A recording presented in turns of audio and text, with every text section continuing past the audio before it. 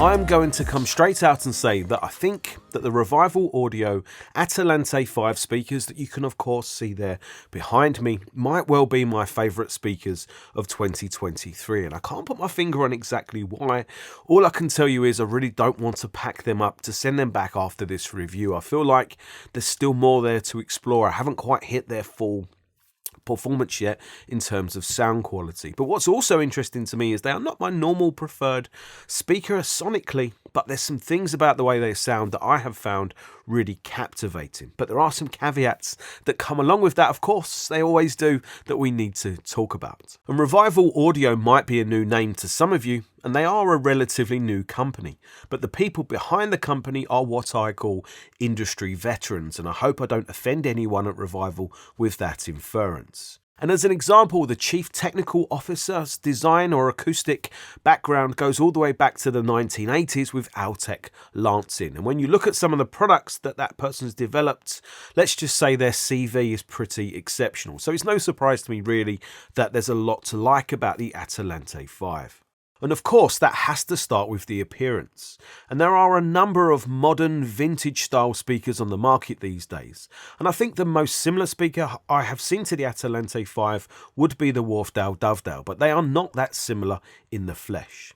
What stands out about the Atalante 5 is that they almost look like they are made from real wood, rather than some type of man-made board with a veneer on top. That's how nice and slightly unique the finish is. And I like the extra touches of details here with logos, not only on the front, but also on the side.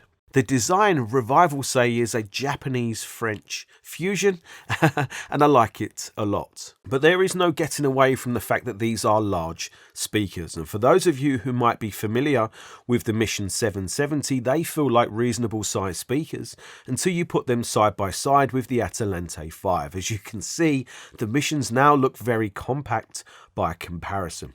The Atalantes are not overly deep, but they are wide, and they are also heavy lumps at over 30 kilograms each, which is not particularly heavy for a floor stander speaker, but it is heavy for a stand mount speakers. And there are some dedicated stands that you can purchase to accompany the Atalante 5, and I think you'll probably want to do that if you maybe have young children or maybe big pets, maybe a bear or something in the home, because you can bolt the speakers to the stands for that extra security, and I like that design approach and touch. Another design touch I really like is there are rubber, I'm going to call them feet, that isolates the speakers from the stands. And they are around 1 centimetre thick, so you don't notice them with the speakers on the stands, but I appreciate the isolation aspect of this design. And also, if you don't bolt the speakers to the stands, the fact that they are now sitting on those rubber feet, isolation feet, you can ever so slightly move the speakers really easily to twist them to adjust their towing, move them slightly forwards and backwards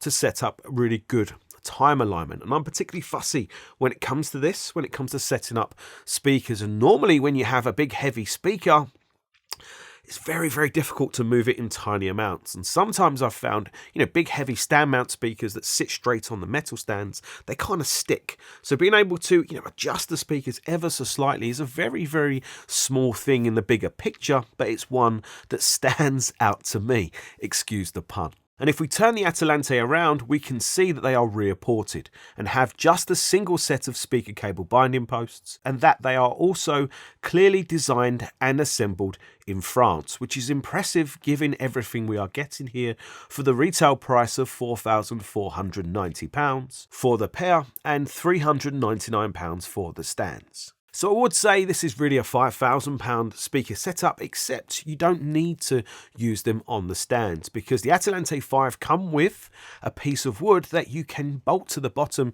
to use them on the floor as like an angled setup for a more vintage style of speaker setup. But I actually think that bit of wood could be useful for when your friends bring over their kids and they start walking towards that really exposed precious tweeter.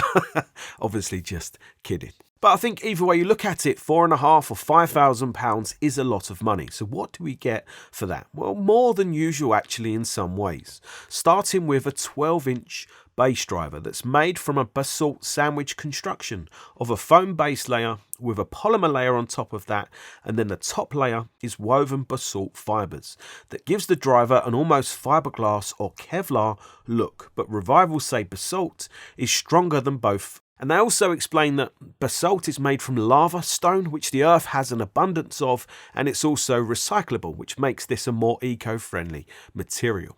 Moving up will be the driver that I think grabs the most attention, the very large 75mm or 3-inch RASC domed mid-range driver. An RASC is a specific coating material that Revival have developed to improve the driver's breakup control. But what we can't see is behind the driver is a patented technology called Arid Plus, which controls the rear wave pressure of the driver on its way to being absorbed in a cavity. And Revival claim 95% plus of the rear sound is absorbed by this design. A lot of this same design technology is also employed in the tweeter, which is a 28mm RASC design with again a back chamber damping resonance free design that Revival claim is effective at getting the low resonance frequency of the tweeter down to 560 Hz, which is an impressive number for a tweeter. So we seem to have a very similar driver for the mid-range and the tweeter, which of course makes a lot of sense. And I've got to say, I've always been a fan of a soft dome mid-range driver for all the different speakers that I've listened to that feature that, which is not very common these days. And every single one sounds a little bit different, of course, but there's always something about a soft dome mid-range driver that I always find appealing. And in particular, this one here with the Atalante 5, I really like it because the mid-band, the mid-region of the sound can have a lot of energy but still stay always smooth. I spent so much time daydreaming, so now I don't know how I'm feeling. Don't know who is the real me. Might need my help and I thought I needed. I can see it. Need more healing, more believing, less deceiving. I don't go out nearly as much as I should. On paper at least, the Atalante 5 seem like relatively easy speakers to drive with a sensitivity of 89 decibels at 4 ohms. Then with a minimum impedance dip, I think of 3.2 ohms, so we'll need a good amplifier here, but that doesn't seem too crazy to me, especially with the power suggested rating of up to 200 watts, but starting at 30 watts. So this all seems relatively accommodating. And I tested them with a number of different amplifiers, the Audiolab 9000A, the Galleon TS120 SE tube amplifier, and the NADM23. And I got good results from all of them, but at the same time it felt like there could be more there in the tank. So I got my hands on a serious piece of amplification engineering, the Griffin Essence, which is a pure Class A stereo power amplifier that's fully stable to below 2 ohms. And this amplifier unlocked much more of what the Atalante 5 can do in terms of tonal quality and their gracefulness. So the moral of this story is, of course, I'm not going to recommend that everybody uses a £20,000 power amplifier with these speakers because, of course, that's unrealistic.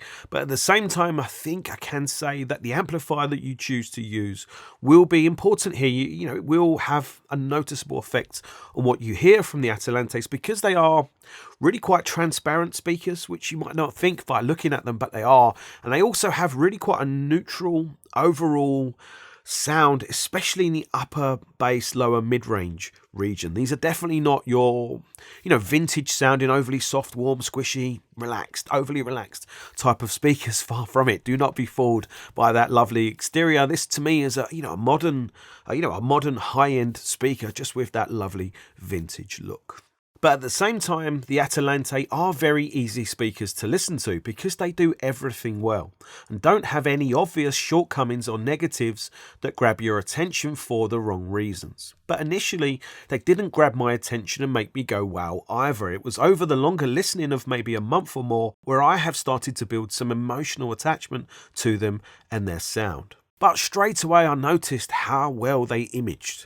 The three-dimensional, soundstage that they create was really impressive, especially between the speakers. And with some music Sometimes certain instruments would sound very much behind the speakers, which is always impressive, of course, but very planted, very secure in their position within the soundstage, almost like it's a musician playing on a stage. And that effect is always very limited in here because I have a smaller listening room. So when instruments are positioned that well within a soundstage, that secure, it's always extremely impressive to me. And it was even more impressive because of the way those, or really I suppose the whole mid-range region, but in particular those instruments, and I'm going to use the phrase more pizzazz, how they just had this extra bit of energy. It could be a guitar, it could be, any instrument. When it was there in the music, and it's not there in all music, but when it was there in the music, the way those instruments just had this little bit of extra pizzazz about them, yeah, it was really, really impressive because it didn't come at the expense or the cost or with any other negative. It was just this really standout characteristic that I was really and have really enjoyed. And it's not been easy for the Atalante speakers coming in here after I have had some cracking speakers in here to review recently, such as the new Sonos Faber Serafinos, the Wharfdale Elysian 3, the CSS Typhon, and my own Mission 770. And they are all very good speakers. So, how did the Atalante 5 stand out in that really, stiff competition for me to say that I think they might be my favourite of the bunch? Well, the vocals were not quite as well resolved as from the Elysian 3, and not quite as rich in tone or timbre as from the Serafino or CSS Typhon, but as an overall balance of vocals, they sat very nicely in the middle of all of them. The Atalante's vocals have very nice clarity and quality, and with the right system they can have a very natural tone and timbre too. And I just preferred the energy, the way that middle region can really kind of have that little bit of extra pizzazz. I just preferred that, I think, to the way that same region was delivered from the Serafino speakers and the CSS Typhon. And for me, they don't quite have the same kind of cutting resolution as the Elysian 3 and that real kind of cutting speed and energy that you get from the AMT, but they are close, really, really close. With those other kind of key standout aspects that I mentioned before, it's like, yeah, particularly, they're holding their own with this, very stiff competition. And this is similar for the high frequencies. And it feels strange to say that the tweeter in the Atalante did everything right and nothing wrong. They showed no signs of some of the negatives of a soft dome tweeter, such as sounding overly soft or lacking in height and expansion of the top of a soundstage. But they also didn't stand out to me in such a positive way like the Elysian 3's AMT did. But the treble details are very clear and precise and smooth with a very good amount of liveliness and speed. And I think this is all because the blend between the soft dome mid-range and the tweeter is so good that you always just feel like you're listening to just one speaker and to one driver. So it kind of makes the treble details become just a little bit less stand out or separated or different, which is of course a positive, because when you listen to speakers like the Serafino or maybe the CSS Typhon that have got a designed in additional bit of liveliness within their treble, of course that makes the treble stand out, which is the whole point of it. And sometimes that works really great, but I think the overall balance and just the way that the Atalante's mid-range, soft dome and tweeter work together as a cohesive whole, and the blend is so special and well done. Bass is where I am probably the most fussy, as we all know, and I have probably been the least impressed with the Atalante 5, but that is only because I'm coming from the very big bass CSS Typhon that have dual 7-inch bass drivers. I think that is because I expected moving up to a 12-inch bass driver to give me even more big bass fun than I was getting from the CSS Typhon. But that's not what you get from the Atalantes. They're more of a civilized speaker. I would say their bass output is more modest, probably similar to the Elysian 3 and Sonos Faber Serafino. So really nice extension. You can hear that they extend really nice, but their output is more modest. So I would say that probably makes them more flexible as a speaker, flexible to use in smaller rooms, flexible to use closer to walls, closer to boundaries, or maybe on the floor in that very, vintage speaker style. So their bass output being noticeably less than the dual 7-inch CSS Typhon might make you question why I use such a big bass driver. And I always play the opening cut from the Blade Runner 2049 soundtrack to get bass drivers going to look cool in the B-roll clips of a video. And even with that track, it was hard to get the driver in the Atalante going hard. And I think that is the whole point of the larger driver. I think it's about being able to deliver bass more gracefully and maybe more effortlessly and maybe then more transparent. So it becomes more of a backing underpinning type of thing rather than something that's very obvious, putting pressure on you. And I definitely was underappreciating the bass from the Atalante until I did a comparison with my own Mission 770 speakers. And I've always been extremely happy with the 770s for their bass output and delivery. However, when I swapped them in, I realised just how much extra bass was there from the Atalante and how it had been underpinning the music in such a clean way that you don't really value it until it's gone. So while I think the bass from the Atalantes is not an obvious standout strength like it is with something like the CSS Typhon where they sound very subwoofer-like, it's definitely not like that from the Atalantes, but the bass that they do deliver and the way they deliver it, and what I liked is occasionally that big driver could just put a note on you, that could just put up or just deliver a note in a certain way that I think smaller drivers don't quite do. All of those things really add up, I think, and are really important for underpinning the whole sound, especially underpinning the mids and the highs and the way that all works. However, I just think their bass is possibly a little too polite for me, so I would definitely still want to use subwoofers with them. And also comparing to the Missions, which have a fantastic vocal and mid-range, they are famous for that 770 vocal character. And that character was missing from the Atalante, but it was very close. And I enjoyed the vocals from both about the same. But the Mission definitely sounded more subdued in the higher frequencies compared to the Atalante, and they was definitely missing some of that pizzazz about them that I mentioned before. So if I'm being honest here, the Atalante 5 is a larger speaker than the Missions, is quite a bit more expensive than the Missions, but I think they are a better speaker than the Mission 770. And I think a Mission 770 owner might look at that style, or the Atalante 5 maybe as an upgrade, a speaker upgrade, a next one on in the journey, if of course they was looking to upgrade. But they could also think that about the Wharfedale Elysian 3. And my kind of, choice or preference between these two speakers is really very difficult because they both do some things really, really stand out well, and I like both of them about the same if I'm being honest, but for different reasons. But I suppose it would then come down to preference of looks and preference maybe of style. And I've just become, I think because of the Mission 770, I've become very used to that big vintage looking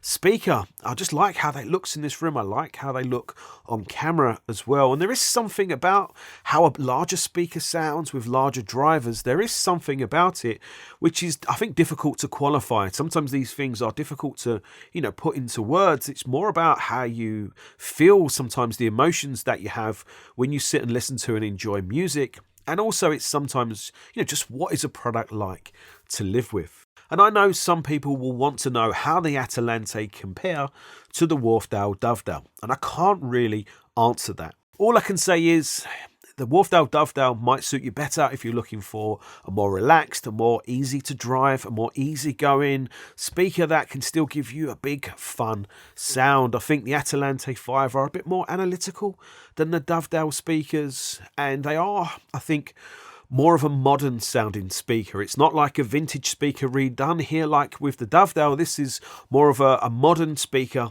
in maybe a vintage kind of carcass or kind of look. So don't be fooled by that kind of lovely vintage exterior. This is a modern high performance hi-fi speaker. So in summary then, I think the Atalante 5 are very interesting speakers, very enjoyable speakers that strike really nice balance between being just enjoyable speakers to listen to and then still delivering at the levels or in all of the important areas that us crazy audiophiles expect when we have, unusually excessive high expectations. That's the bit that I think, the reason why I like them. It's like the nice balance of it all. Yes, they're not perfect, but I could easily live with their shortcomings, and that's something that I think is really important. So Revival Audio might be a newer speaker company on the scene, but you can tell that the Atalante 5 has been designed by people that really know what they are doing. I can't praise them highly enough. Actually, I really like them as speakers, and I can't, recommend that you listen to them highly enough. So I hope you've enjoyed this review. I hope you found it useful and helpful. If you enjoyed it, please hit the thumbs up button. And if you like and appreciate my take on hi-fi reviewing, please consider subscribing to the channel.